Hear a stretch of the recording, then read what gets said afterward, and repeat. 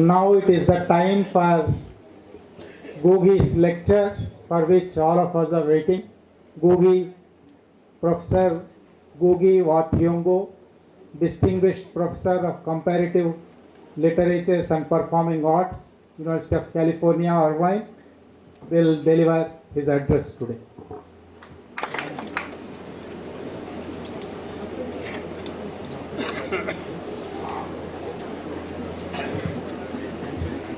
Michael down. Oh my notes. Oh. Can you hear me? Oh, great. So, let me start with my little Telugu. Namaste, Bagunara.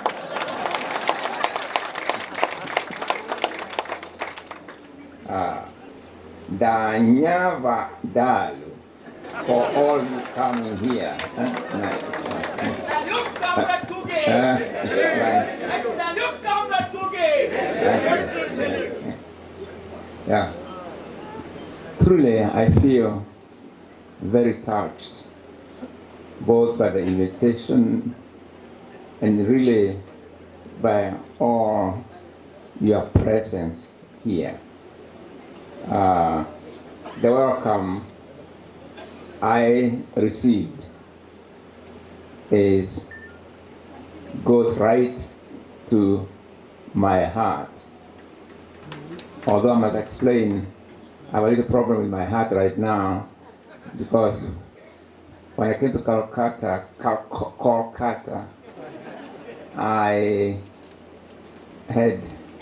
when I started eating the food there, I grabbed at everything that I was given. The spicy and the very spicy, and the result was some kind of heartburn, which has been with me since then. But really, you've touched my heart, and I think almost miraculously, the heartburn seems to have gone. And what is left is my heart throbbing with appreciation. Thank you. My connection, when I come here, I feel some kind of real connection to Telugu, to Hyderabad, and to Telugu. And that connection to Hyderabad actually goes all the way back to, you guess what? Makerere days, when I was a student of English at Makerere University College in Kampala, Uganda. We're talking about a few years ago. Quite a number of you are not born, but a few of you were born.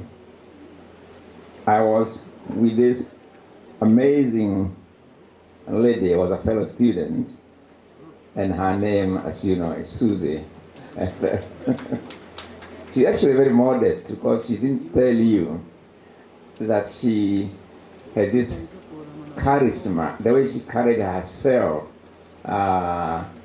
in the college, the way she could somehow or other navigate her way across all the races that were represented and ethnic communities that were represented in Makerere. Yeah.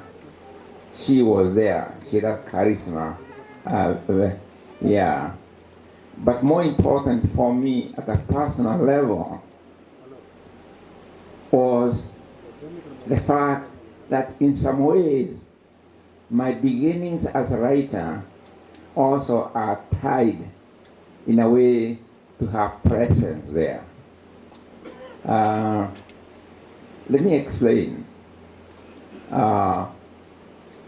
In 1962, I presented a play, or I think 61 or 62, I presented a play in what was called inter-hall drama competition, English competition, and every play which won previously would end up at Kampala National Theatre. Mine won, but it was denied a space at the Kampala National Theatre because I had talked about the politics, the secular politics of Kenya, the white and black situation in Kenya at that time. And the British Council, who were then controlling Kampala National Theatre because Uganda was not yet independent, said or made sure the play did not get a national stage. Well, that left in me a burning kind of, like when there's a barrier, you want to break that barrier. When people block your way, you want to find a way of, you don't just accept, you try to find a way of overcoming that barrier. And my chance to overcome that barrier came with Uganda's independence in 1963 or no, 1962. And we had to present a play in celebration of Uganda's independence. We thought there was no way we were going to celebrate Uganda's independence with Shakespeare, which was a normal thing there in Makerere, in the education system in West Africa at the time. And so I was delegated by the Student Drama Association to write a play, but I did put one condition. On condition that we perform it at Kampala National Theatre. And that's how the play, The Black Hermit, came to be born. I think probably the first 3-act play written by an East African in English, at the time. And guess who was the black mother in that play? I think you've been told. No other than Susie here, right? And she's not shy away from a problem, or rather from a challenge. She embraced it. She embraced the challenge, right?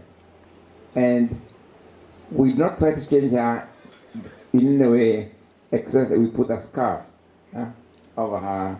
That's also. And in my recent memoir called Birth of a Dream Weaver, I do actually have a picture of her as a black mother in a black hermit.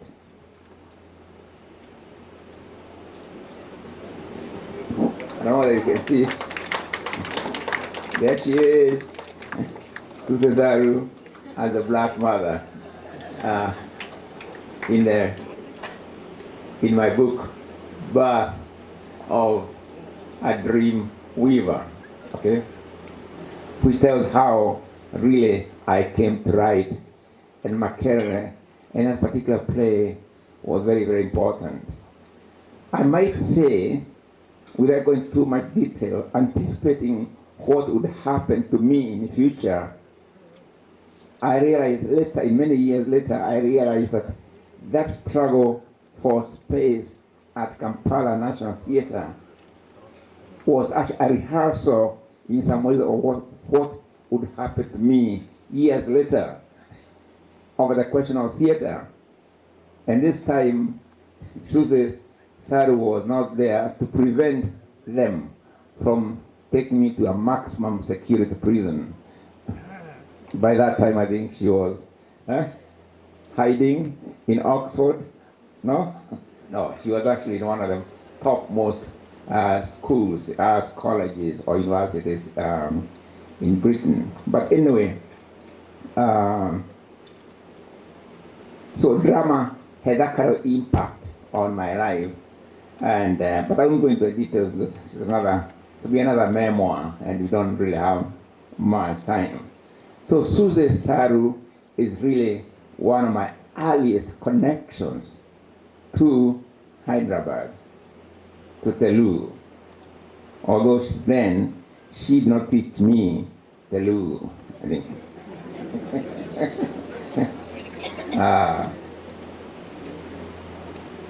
In England, I'll talk about another connection, and I just discovered today that by 1988, I was corresponding with Venu. Where is he?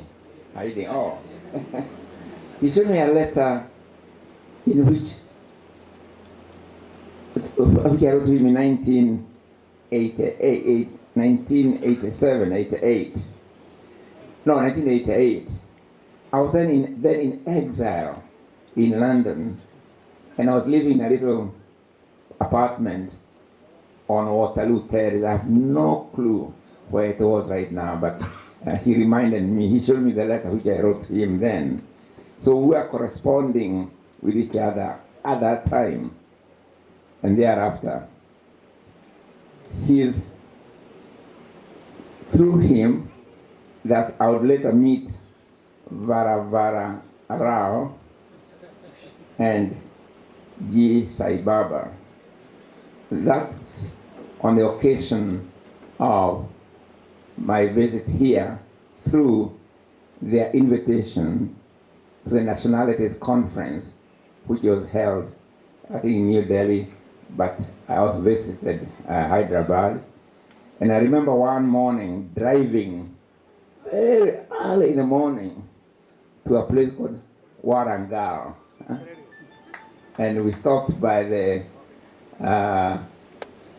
for a cup of tea and paratha, I think, at the roadside cafe. And it was amazing the way they were making their tea in a big kettle over 3 stones or something, and then pouring the tea, put a glass there, then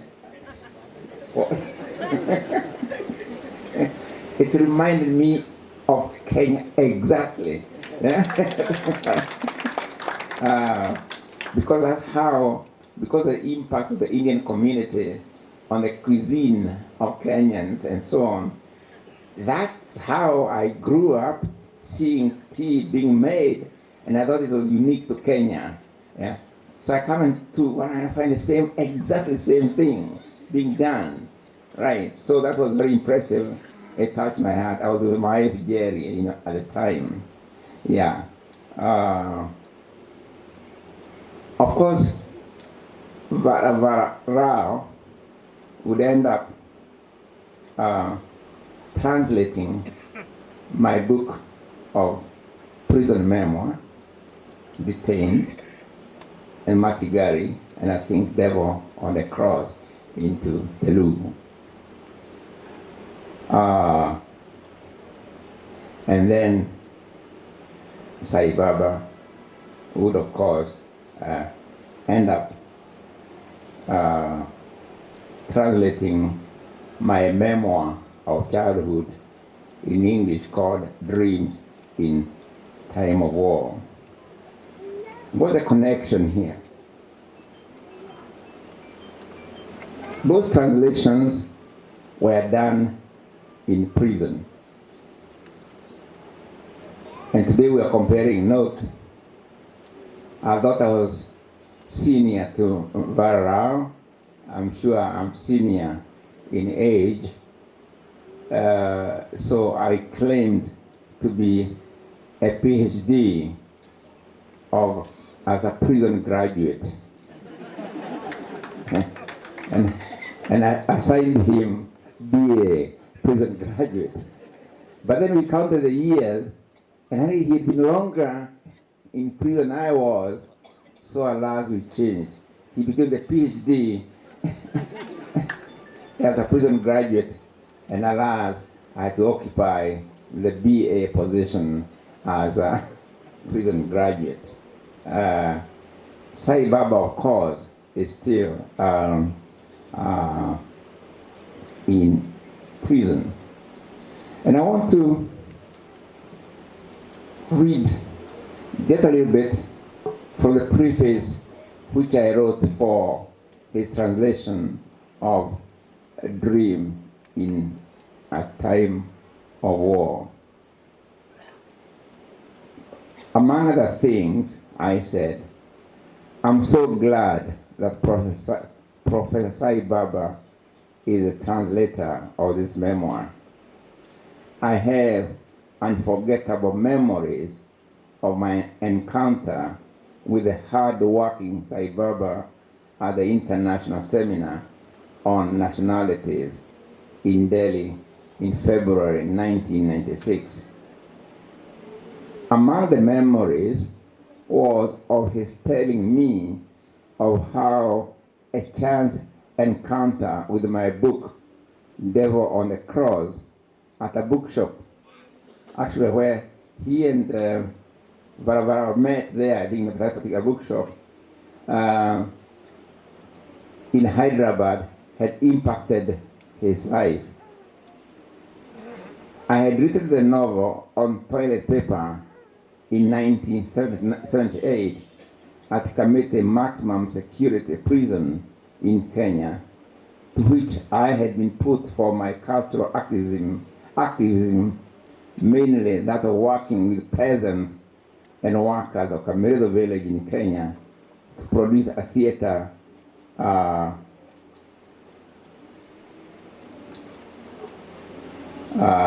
in their own language, but a theater that spoke of their struggles. So, this is what you did to me, Susan, by making a theater so successful. I went on to produce theater in Kenya, and I ended up in prison. So you did actually put me in prison, huh? But anyway, so what an irony of history that Sai Baba would translate one of my other books while he was in prison, in a prison cell of high security jail, Nagpur and Maharashtra. Translating under prison conditions. So really, I honestly do feel special kinship with Sai Baba, as he now once again continues a life in prison for his literary and political activism. He's very, for me, I don't know how to describe, he's a very inspiring figure, very, that kind of fight back. Me, I like that fight back spirit, okay? It's as if no matter what barriers are put in front of him, he still fights back.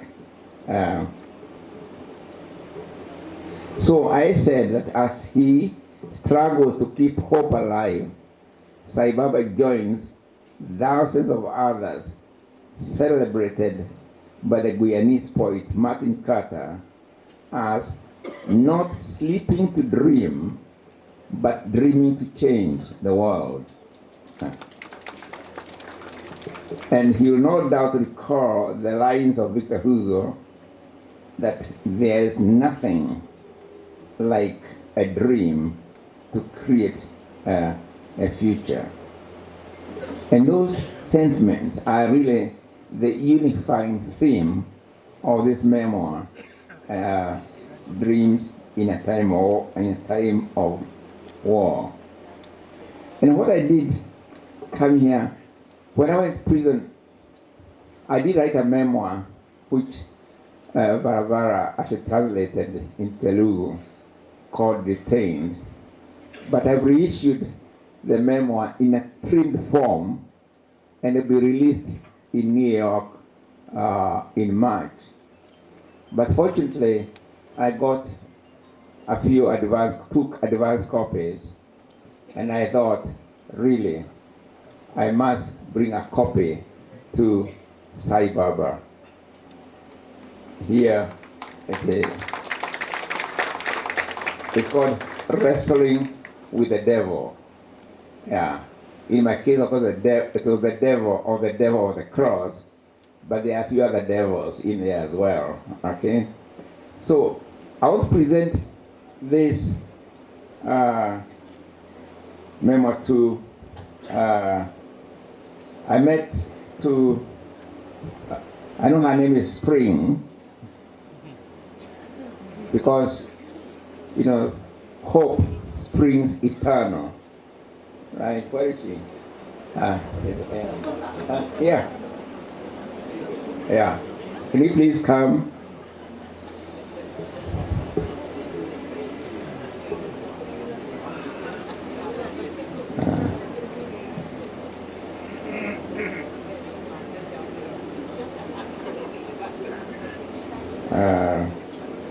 Her name is Spring, correct.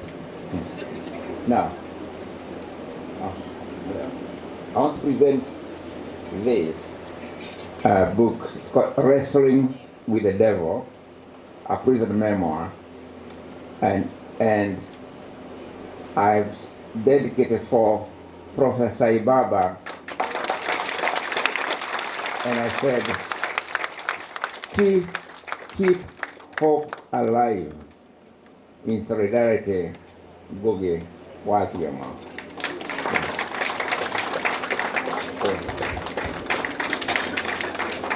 So thank you very much. Send him and send my solidarity, that fighting spirit, to keep it up, and no prison.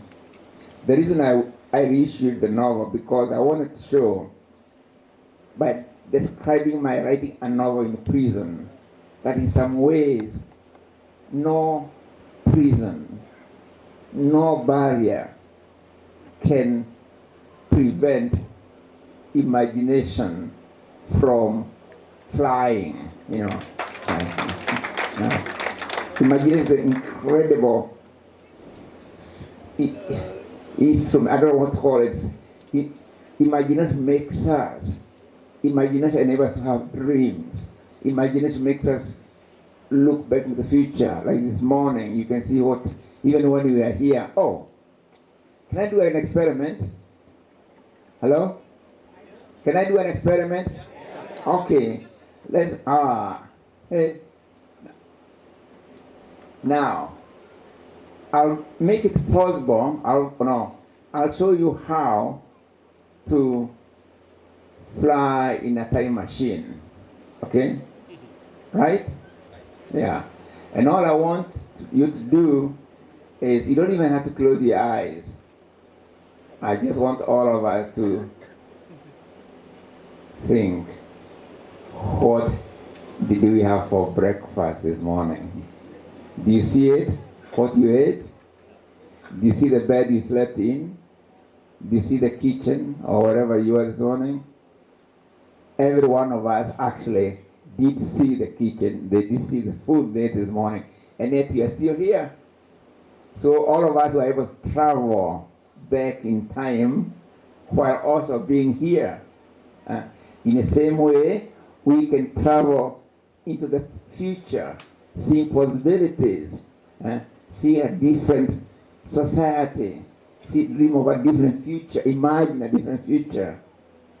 And the repressive systems always try to limit the capacity of a people to imagine different possibilities. Repressive systems want to tell us what a character in the French novelist Voltaire, Candide, said. We have the best of all possible worlds, right? Yeah. Feudalism used to say the same thing. We have the best of all possible worlds. Who can imagine a world better than this? Slaveholders in America used to say, we have the best of all possible worlds. And when African enslaved broke away from the plantation, the owners couldn't understand. Why are they doing this? Why would they run away from this best of all possible worlds. In fact, became so concerned that at one point the Medical Association of America, holding a meeting at New Orleans, they did try to call a doctor to find out why are they running away from this best of all possible worlds. And he came with a conclusion, with the findings, read to the Medical Association, that those who ran away from the heaven of slave plantation were actually diseased. They were mentally ill. And he gave a name, diptomania or something, Latinized like that, okay? So for him, the plantation was the best, or the best possible of all worlds, okay? So, like when you have repressive systems like the dictatorships we had in Africa and Latin America, it's the same thing. You repress to prevent people being able to imagine a different future. And imagining is the most important thing about us. Meaning, for instance, when an architect who built this house, they first imagined it in their imagination and then drew. Okay? So to limit people's capacity to imagine different possibilities, it makes them think that what they have, there's nothing they can do about the present conditions. Or even to make them think that they are mentally ill. If they decide to think or to take action or to voice even the possibilities of a different arrangement about human beings. Sometimes when they don't kill a person, they put them in prison, right? Think that the barriers to prison, and when they put people in prison sometimes, it's not so much, it's both a personal, in my case, it was punitive to me personally, but it was also meant to be an example to others, to prevent others from imagining the kind of world we were trying to articulate with the peasant theater, community theater, we were developing in this particular village. So, the right to dream. The right to dream. This is a theme, and that's why the theme of dreams in a time of war. In fact, if you read, I have 3 of my books have the word dream as a title. Dreams in a time of war, pen points, gun points, and dreams. And the latest, in which Susie Zaru, you saw her picture in there, is called Birth of a Dream Weaver. Dreams. When you read the memoir, I think you see the prefaces. But the one I like most is the one which I've already mentioned by Martin Carter, in a poem called Looking at Your Hands. I have learned from books, dear friend, of men dreaming and living and hungering in a room without a light, who could not die since death was far too poor, who did not sleep to dream, but dreamed to change the world. I want to read a few sections from the memoir.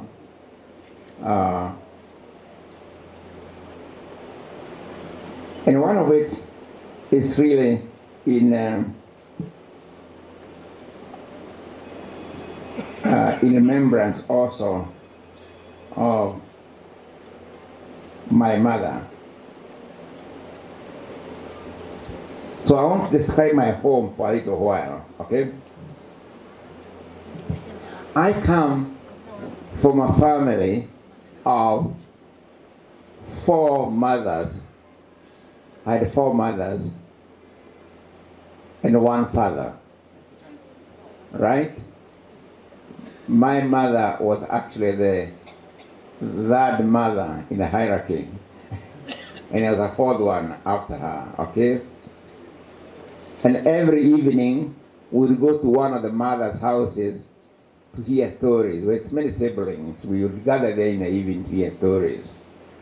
The only thing which there was a problem, because we as children would like to hear stories also in daytime, but they told us stories go back home in daytime, and they only came in the evening when we had done all the chores necessary.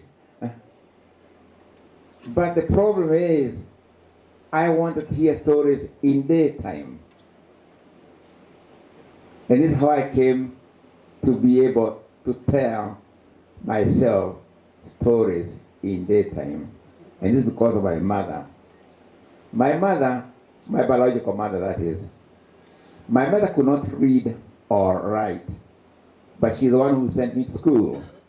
In fact, her picture is in the preface to the memoir. One of the attractions of my going to school, by the way, was the possibility, the fact that she would buy me, or rather she bought me a pair of shorts and a shirt. Because before that, I had only, for all those years, we only had one calico, a piece of cloth, which you tied under this and then you tied over the shoulder. So you can imagine when you are running down the hill and the wind blowing, the piece of calico would fly, would turn into a wing behind you. And so it was actually nice to get a pair of shorts and a shirt. That was attraction number 1. And then she bought me a black slate. Do you know what a slate is? Black slate? Yeah.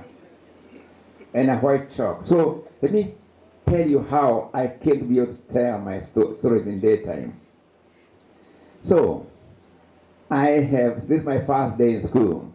I have brought a black slate and a white chalk for my writing material.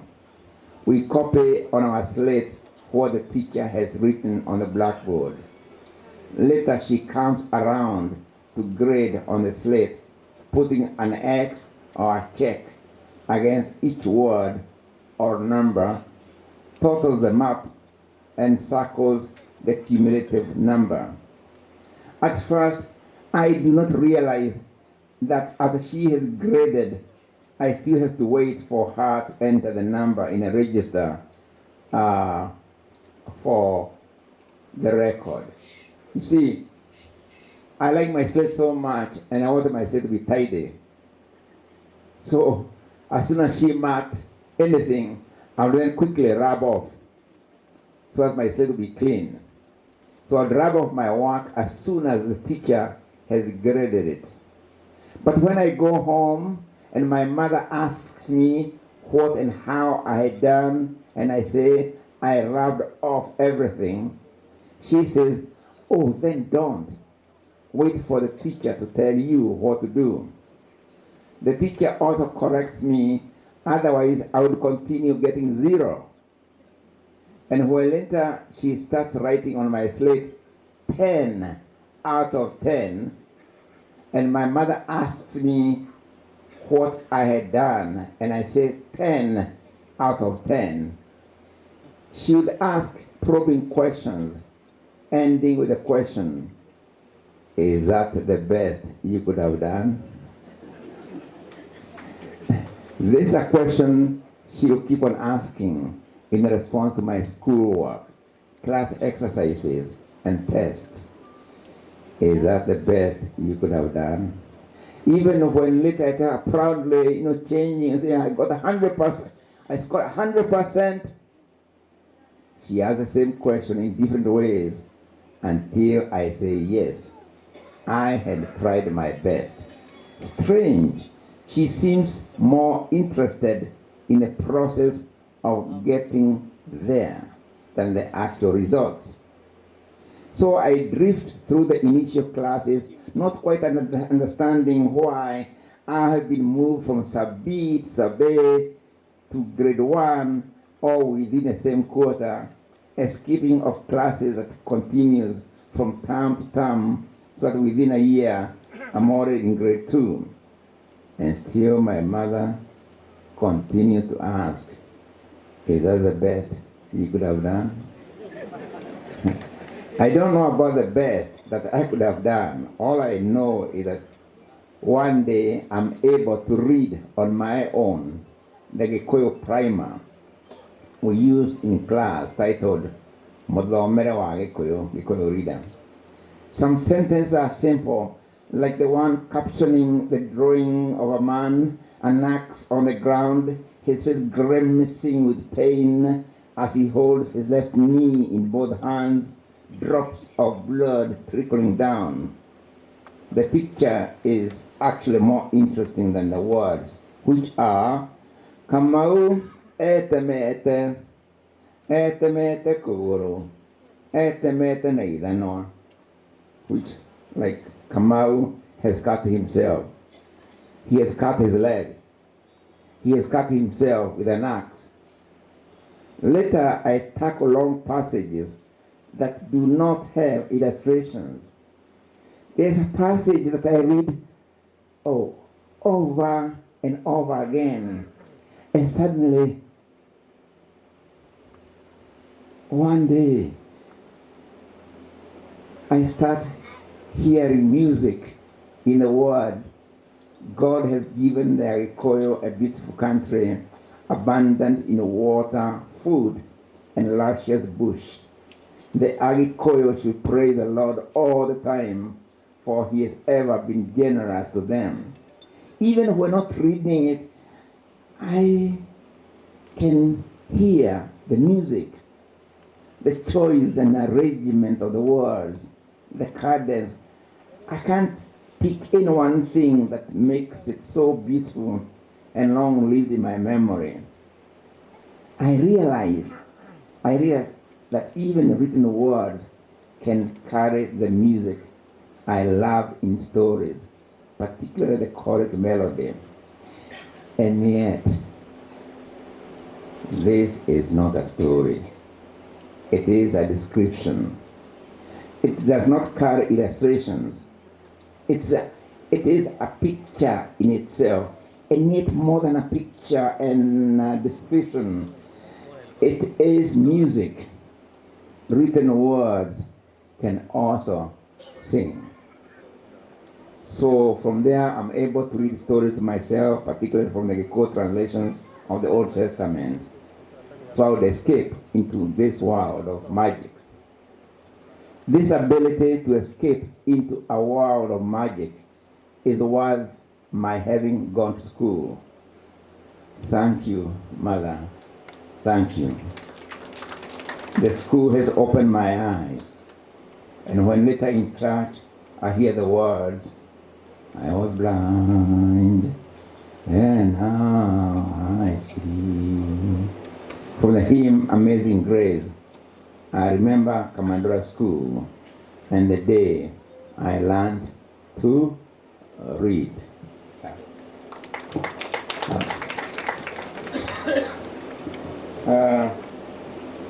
I want to, because it's talking about dreams, I want to read one more passage, because the title of the memoir is Dreams in a Time of War.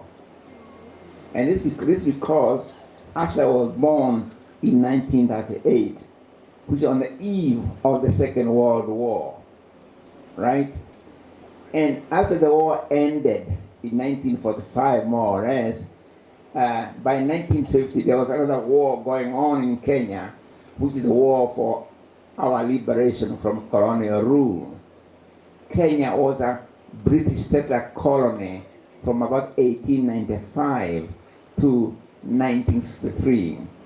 And we got our independence through armed struggle. There were two types of colonies in Africa. There was a settler type of colony like Kenya, Algeria, South Africa. And what's common in all those settler colonies was the question of the land and how independence was won, which was through armed struggle. Whereas there are colonies like Uganda, Nigeria, Ghana, where although there was political struggle, land was never an issue. And their independence did not go through the armed struggle stage. Okay? Yeah. So I grew up against the background of war. And even when I went to school, the schools I'm talking about is against hail of bullets. Okay? It's against the background of people being arrested and put in in concentration camps. And I want to read one which is, I don't normally read it, but under the circumstances of Sai Baba being in prison, I think it's only fair that I read it. And the reason why I don't really like reading it, because even at my age, I sometimes feel a bit teary, okay? So you see me dash behind here. Maybe some of the tears are coming, but I hope they don't, okay? We've done our exams at the 7th or 8th grade. We're waiting for results. In the colony of Kenya, every exam, every 4 years was terminal. If you don't pass, you don't go to the next stage. That's the end. And schools were very limited. So the competition for space was fierce. So we done our exams, and my friend and I are waiting for results now, which will determine our future. We go to a Christian gathering on a Sunday, and then after this Christian gathering in the open, we are walking back home. I think we might actually pass by the school to see if our results have come.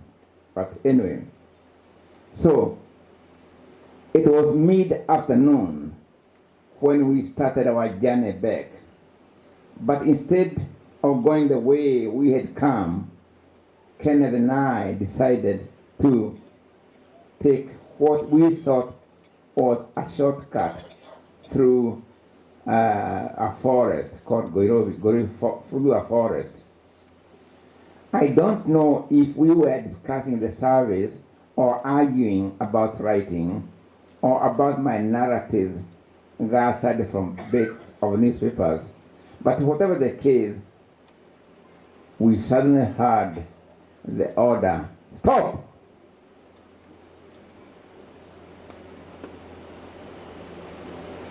Yeah. In front of us was a white military officer in camouflage gear, pointing a gun at us. He motioned us to put our hands on top of our heads and walk slowly to where others were gathered. It was then that we saw ahead of us people sitting down on their haunches, their hands behind their heads like this. And then we saw that the officer was not alone. On either side of the forest, I detected the many eyes of more military personnel. Others guarded the seated crowd with guns and an Alsatian dog.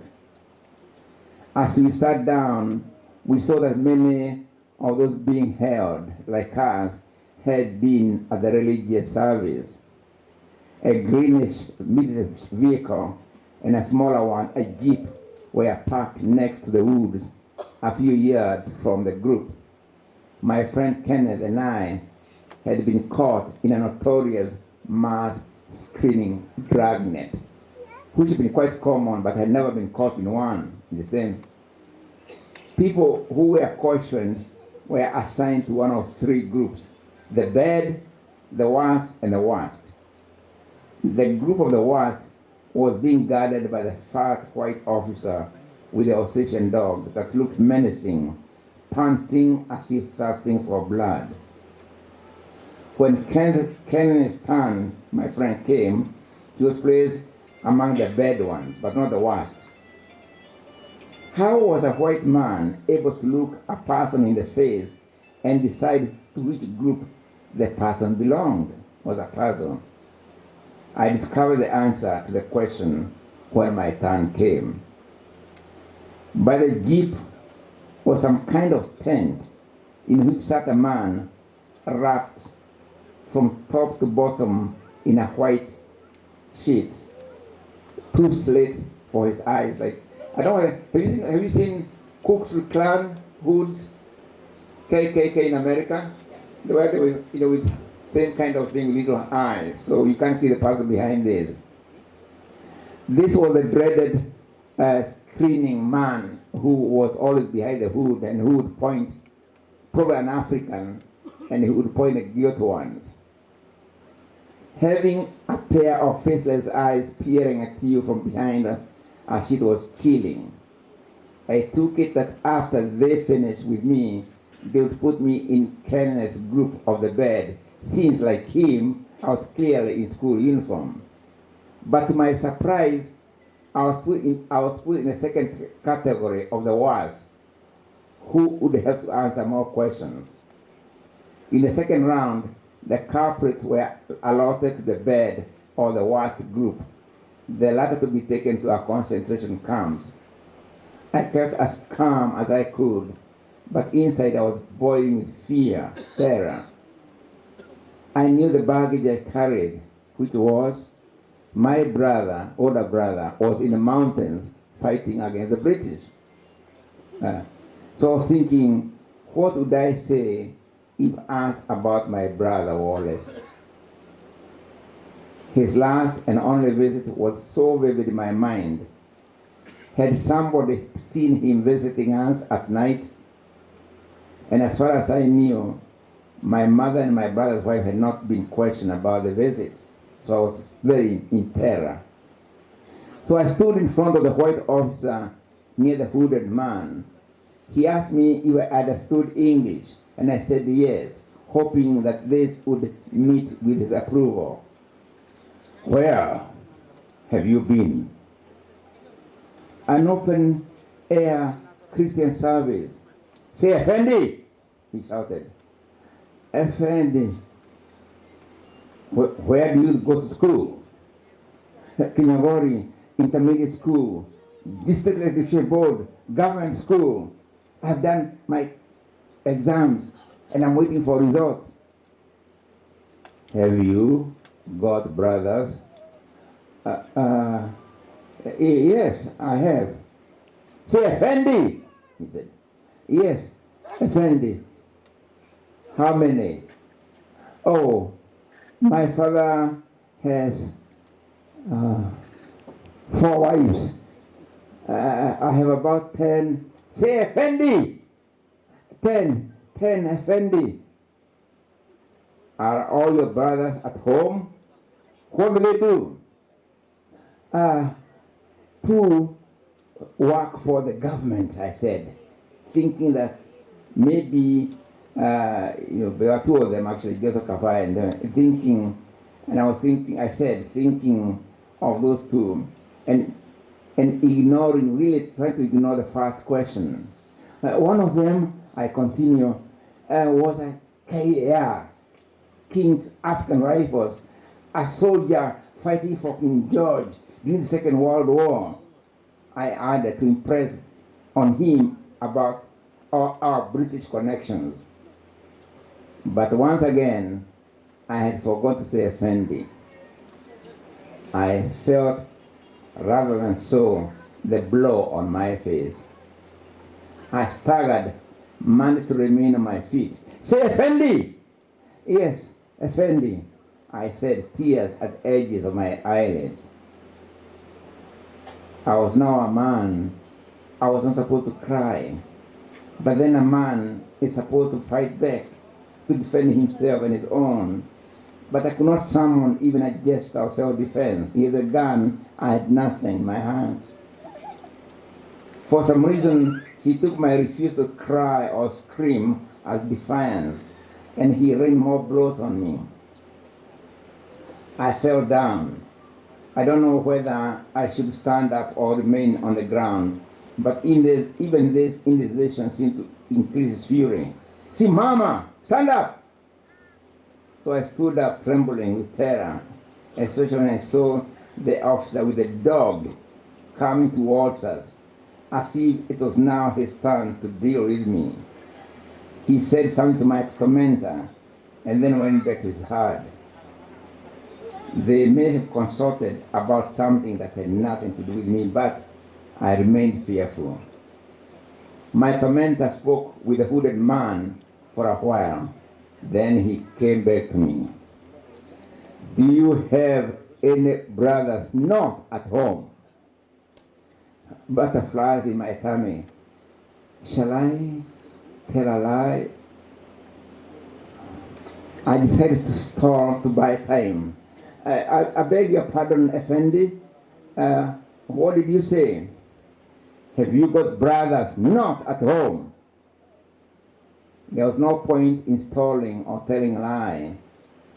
I'll tell a truthful lie and stick to it.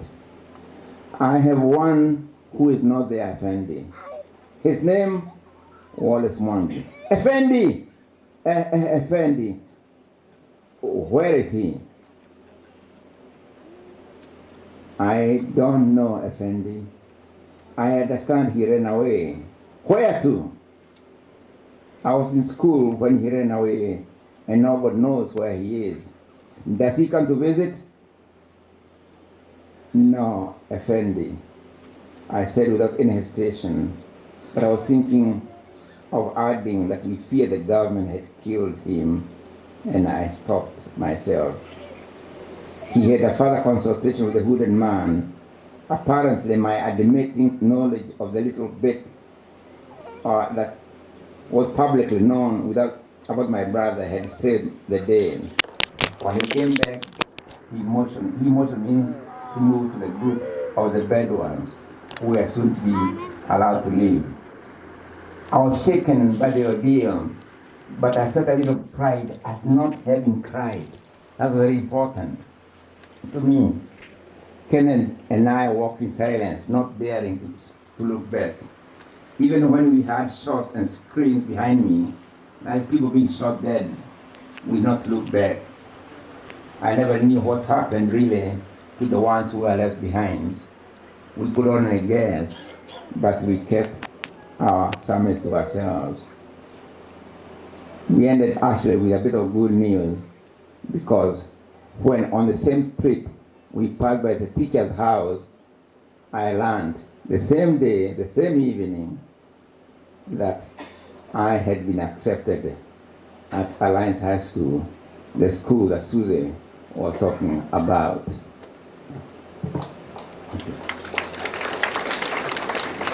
So I want to end with a question of dreams once again. Dream. When I send these books, most time I write, follow your dream. Follow your dream. So I want once again, just to emphasize this, to really end once again by that poem, which I realized so much, by Martin Carter from Guyana. So now listen carefully.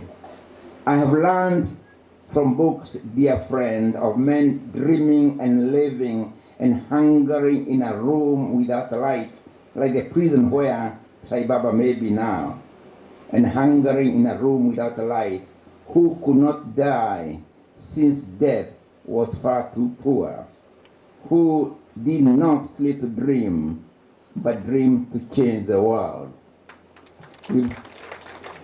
My friends, we have to dream. We have to keep on dreaming.